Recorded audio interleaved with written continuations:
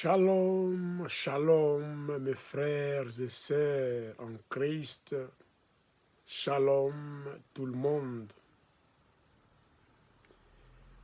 Aujourd'hui encore, la grâce de notre Dieu m'a été accordée pour me présenter devant vous en proclamant sa parole. Donc, je bénis la parole de Dieu, je bénis l'auditoire et je m'efface complètement devant vous et je laisse la place au Saint-Esprit de prendre contrôle de toutes choses. Je chasse tout esprit qui ne glorifie pas le nom de Jésus en ces lieux, maintenant, dans le nom puissant de notre Seigneur Jésus-Christ. Le thème d'aujourd'hui que je vais commencer, c'est un grand thème concernant les promesses de Dieu. Mais aujourd'hui, notre sous-thème, c'est la direction à suivre ou les directions à suivre. Alléluia.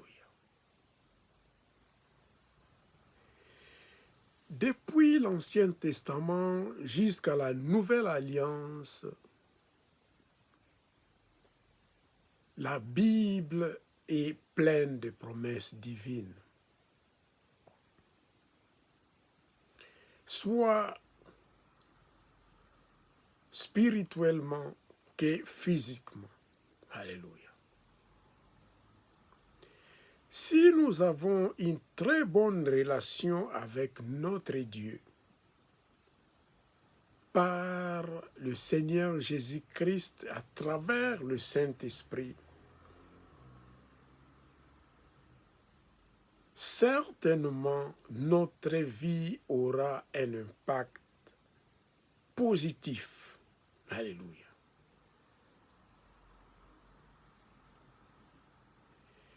Dieu est fidèle à sa parole. C'est pourquoi je dirais que la différence entre les promesses de Dieu et celles humaines est liée à la fidélité de Dieu. Car notre Dieu est fidèle à sa parole et il accompagne sa parole jusqu'à son accomplissement. Tandis que l'homme, dans la nature humaine, les promesses des hommes est liées à des circonstances ou à l'état d'âme ou à tant d'autres choses.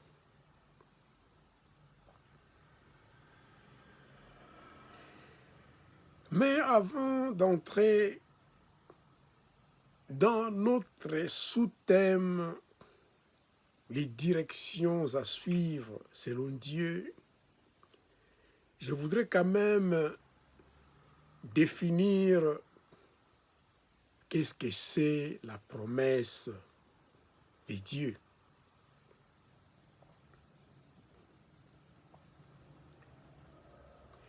Dans la Bible,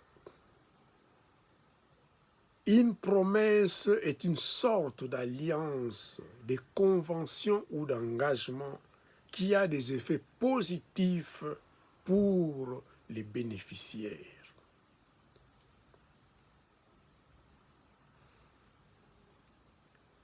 Et cet engagement est vraiment crucial à tout chrétien.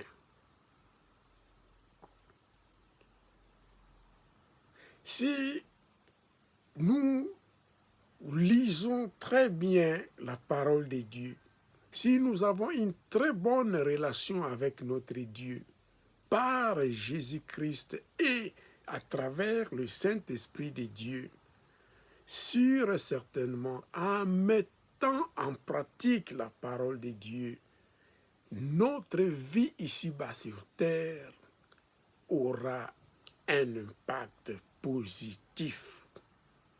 Alléluia. Car rien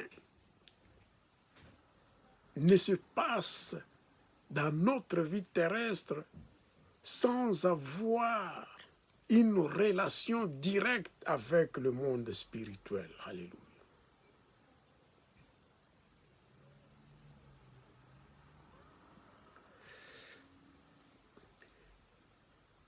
La lecture d'aujourd'hui, j'ai choisi pour vous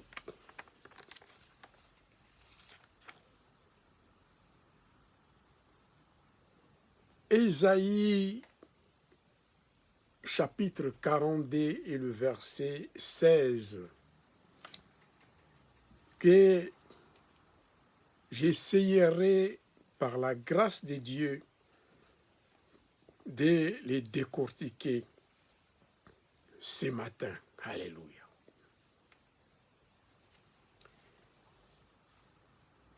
Je lis la parole de Dieu.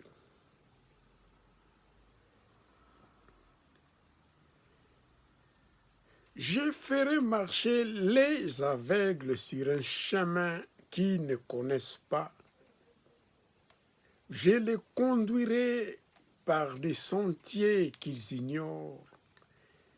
Je changerai devant eux les ténèbres en lumière et les endroits tortueux en plaine.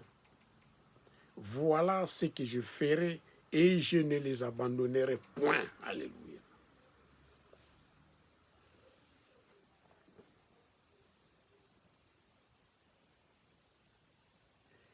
Ici, notre Dieu parle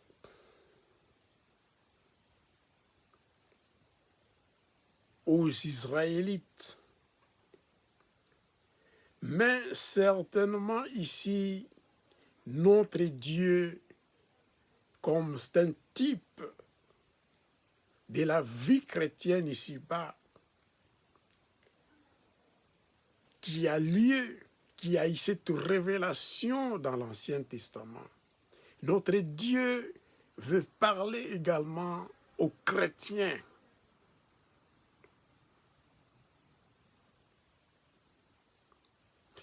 Je ferai marcher les aveugles sur un chemin qu'ils ne connaissent pas.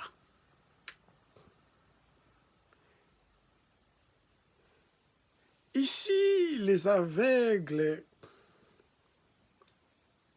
nous avons deux catégories des aveugles.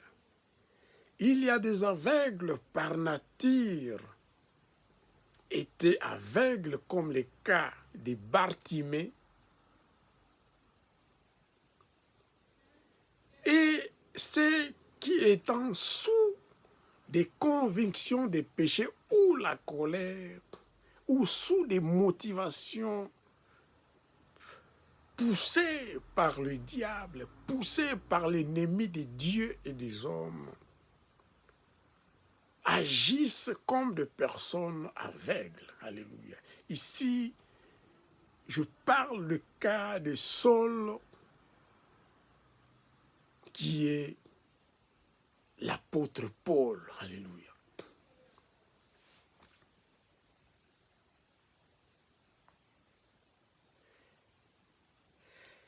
Et les aveugles, normalement, selon Jéhovah Rapha l'Éternel qui guérit, nous avons le cas de Bartimée qui fut guéri par Jésus-Christ de Nazareth.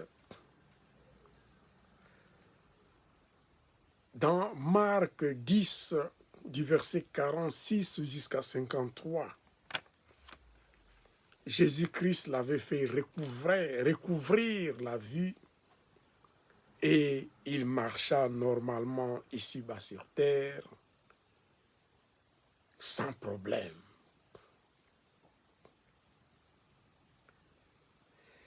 Je ferai marcher les aveugles sur un chemin. Ici, le chemin, c'est Jésus-Christ de Nazareth. Alléluia. Car la Bible déclare dans Jean 14, verset 6, Jésus répondit à ses apôtres, à ses disciples, « Je suis le chemin, la vérité et la vie. Nul ne vient au Père que par moi. » Alléluia. Jésus est le chemin par lequel tout homme doit marcher pour connaître la vérité et avoir la vie. Alléluia. La vie éternelle.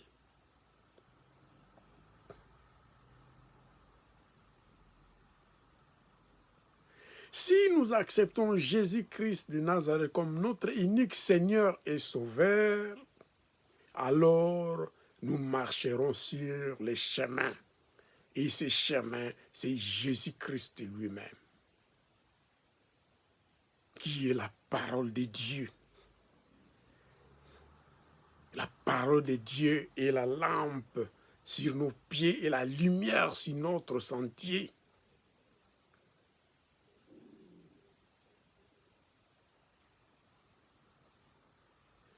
Ici, si je prends l'exemple de l'apôtre Paul, il voyait, mais il ne voyait pas. Il croyait qu'il marchait selon Dieu, mais il était complètement aveugle car il combattait la vraie doctrine de Jésus-Christ Nazareth, Seigneur de gloire.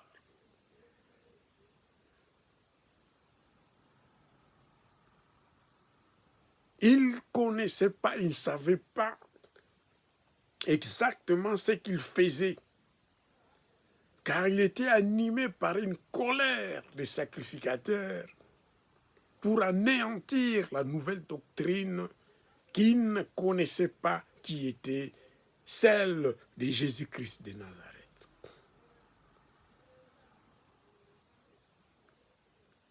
Mais un jour, dans le chemin de Damas, dans Actes des Apôtres, chapitre 9, du verset 3 jusqu'à 18, une lumière éblouissante, éclatante, aveugla l'apôtre Paul,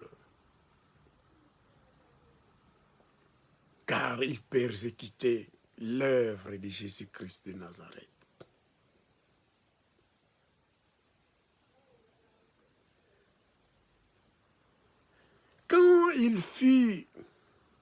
Quand il recouvra sa vie à travers la prière d'Ananias, la Bible déclare dans le verset 18 de Actes chapitre 9,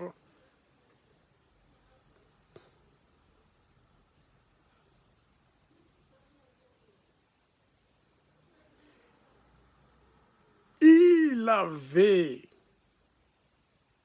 au même instant, il tomba de ses yeux comme des écailles et il recouvra la vue et s'éleva et fit baptiser. Il voyait, mais il avait des écailles dans ses yeux. Il ne voyait pas selon Dieu.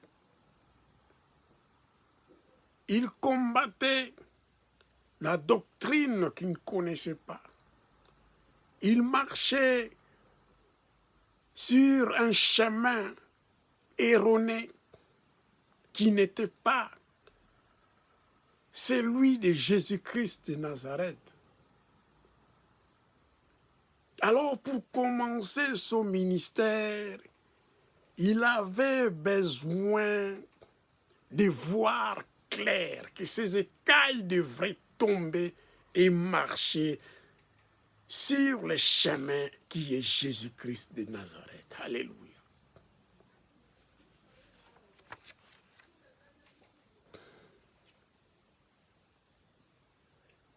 Je les conduirai par des sentiers qu'ils ignorent.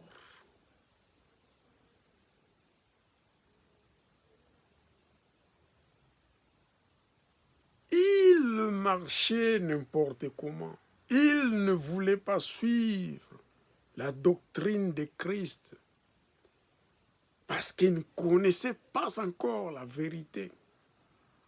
Alors, quand ces écailles étaient tombées de ses yeux, l'apôtre Paul a vu clairement et a suivi les sentiers réels qui était le Jésus-Christ de Nazareth. Car avec Jésus-Christ de Nazareth, il guide nos pas, il nous instruit dans notre marche ici-bas sur terre. Alléluia.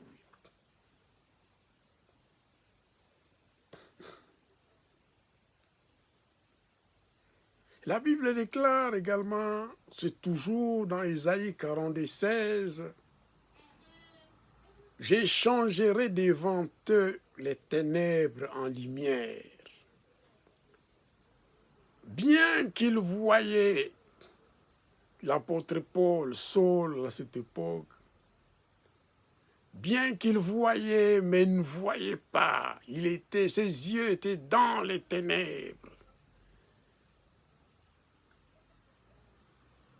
Il fut aveuglé et par la prière, à travers le Saint-Esprit, ses écailles étaient tombées. Alors la lumière divine avait ouvert ses yeux afin de marcher sur le chemin qui est Jésus-Christ de Nazareth. L'enseignement de Jésus-Christ de Nazareth devrait entrer dans sa vie. Alléluia.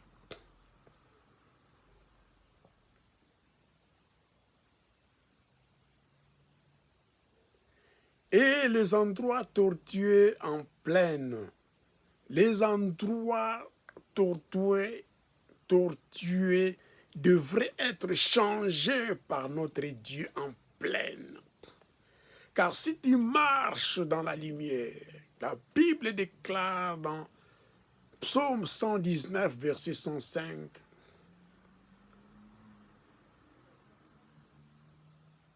la parole de Dieu est comme une lampe sur notre pied et la lumière sur notre chemin. Alléluia.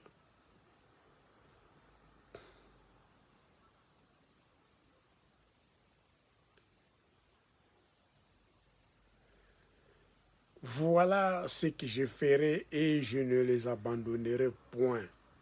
Donc si notre Dieu appelle un homme dans son ministère, appelle quelqu'un, son élu, et il a fermé le pas de la personne ici-bas sur terre pour faire l'œuvre de Dieu. Il le ferait. Il dit ça c'est le futur simple. Il le ferait, ce n'est pas le conditionnel.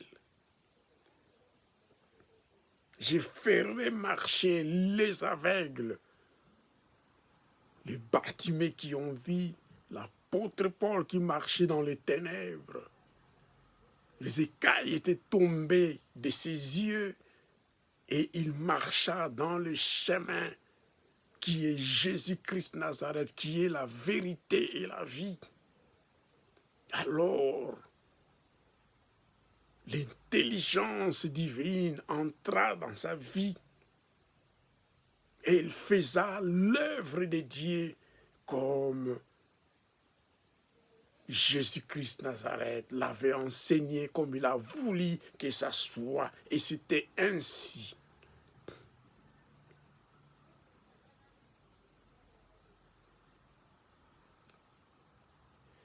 Donc, notre Dieu ici, pour marcher, la conduite à suivre, les directions à suivre est claire et simple selon cette parole. C'est notre Dieu qui ouvre les yeux aux aveugles,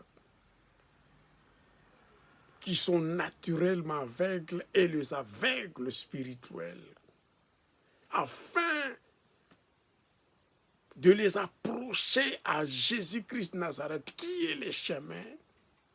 Selon Jean 14, verset 6, « Je suis le chemin, la vérité et la vie, et nul ne vient au Père que par moi. » L'apôtre Paul, Saul, à cette époque-là, il voulait venir au Père, il croyait qu'il servait le Père en passant par le judaïsme, à partir des sacrificateurs et des souverains sacrificateurs, sans vouloir passer par Jésus-Christ Nazareth. Alors, son chemin était erroné, il était complètement aveuglé. Il a fallu que les écailles tombent de ses yeux, afin qu'il voie clair et marche sur les chemins.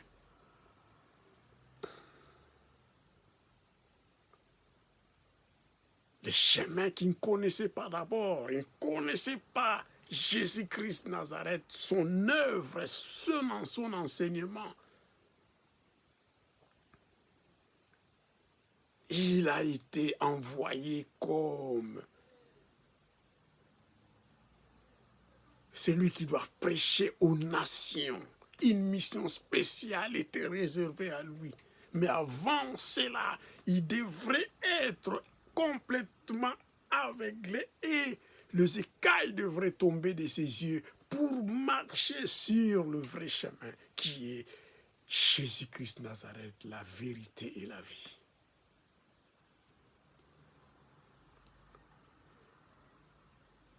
Les chemins qu'ils ne connaissaient pas. Et je les conduirai par des sentiers qu'ils ignorent. Il ignorait Jésus, il ignorait ce qui devrait arriver durant son parcours dans le ministère de la proclamation du royaume de Dieu. Il ignorait cela, mais en réalité, il avait commencé à les vivre et à mettre en pratique ce qu'il ignorait avant. Car c'est le Saint-Esprit qui révèle toutes ces choses, qu'une personne qui n'est pas en Jésus, qui n'est pas en Dieu, il ne sera pas, il ne saura pas, et il ne recevra pas de révélation qui est réservée seulement à ceux qui reconnaissent Jésus-Christ Nazareth comme l'envoyé de notre Dieu ici-bas sur terre.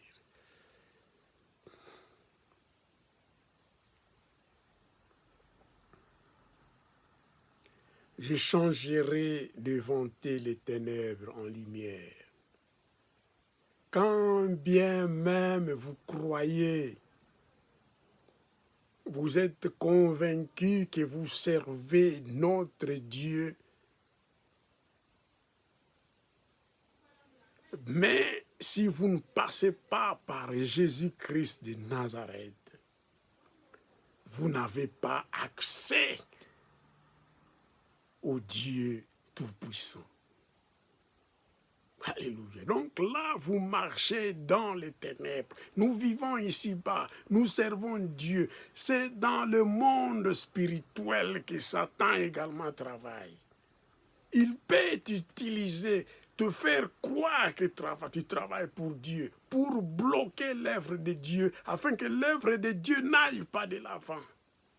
Mais dans cet aveuglement, car la ligne de démarcation de la parole de Dieu et Satan, c'est subtil. Tu peux croire que tu sers Dieu, mais tu es complètement aveuglé et tu sers l'ennemi pour bloquer l'œuvre de Dieu. C'est ça, c'est que l'apôtre Paul Saul faisait avant de rencontrer Jésus-Christ Nazareth sur le chemin de Damas. Alors la Bible déclare, la lumière de Jésus-Christ Nazareth l'a apparu, était tombée. Et les ténèbres étaient disparues dans sa vie. Il faisait l'œuvre de Dieu selon la volonté de Dieu. Alléluia. Et les endroits tortueux en plaine. Les difficultés, nous aurons toujours des difficultés dans l'œuvre de Dieu.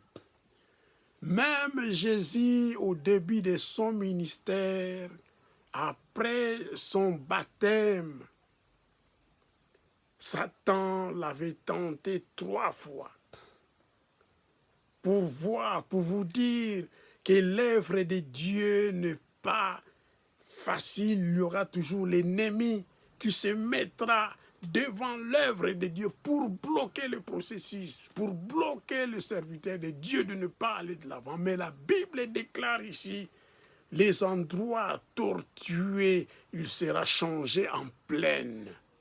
Alléluia. Les chemins tortueux seront aplanis selon la parole de Dieu. Et l'œuvre que l'apôtre Paul avait faite, et tout ce que d'autres disciples et nous, en tant que serviteurs de Dieu, nous faisons, ça laisse un impact positif sur tous les croyants ici-bas sur terre.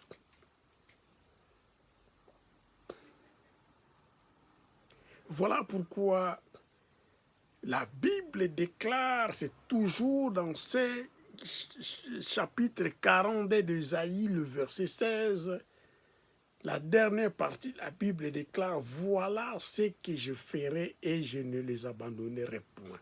Quand tu sers Dieu, quand nous servons Dieu, c'est que Dieu a déclaré. Nos yeux, nous serons plus aveugles et nous marcherons sur les chemins que nous ne connaissait pas avant. Nous marcherons sur les chemins qu'on ignorait avant. Les ténèbres qui pourraient nous bloquer sera ôté et sera transformé en lumière. Et les endroits tortueux seront transformés, changés en plaine. Et Dieu nous a dit qu'il le ferait. Donc aucun homme de Dieu ne peut être bloqué totalement pour faire l'œuvre de Dieu. Il y aura toujours des obstacles. Mais le mur de Jéricho était tombé. Jourdain était scindé en 2. La mer Rouge était divisée en 2. Afin que l'œuvre de Dieu, la parole de Dieu, s'accomplisse. Alléluia.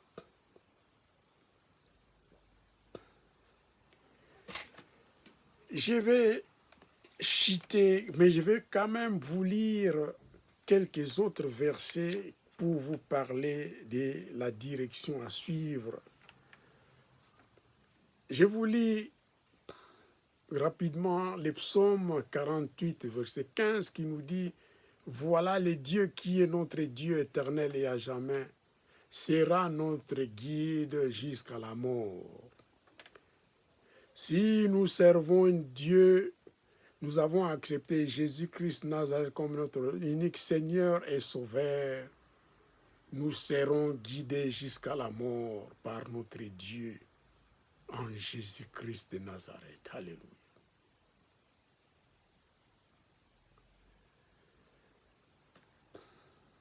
Je vous lis encore un autre verset, Ésaïe 28, verset 26. « Son Dieu lui a enseigné la marche à suivre.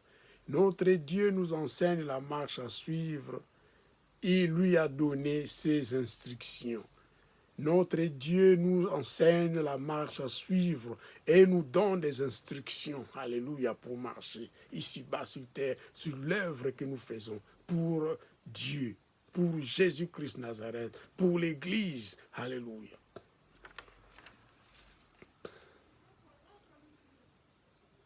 Je vous lis également Ésaïe chapitre 30, verset 21 qui nous dit « Tes oreilles entendront derrière toi la voix qui dit « Voici les chemins, marchez-y, car vous irez à droite ou vous irez à gauche. » Demandons à Dieu de nous donner les oreilles spirituelles, les discernements des esprits, car à chaque moment, nous marchons ici-bas.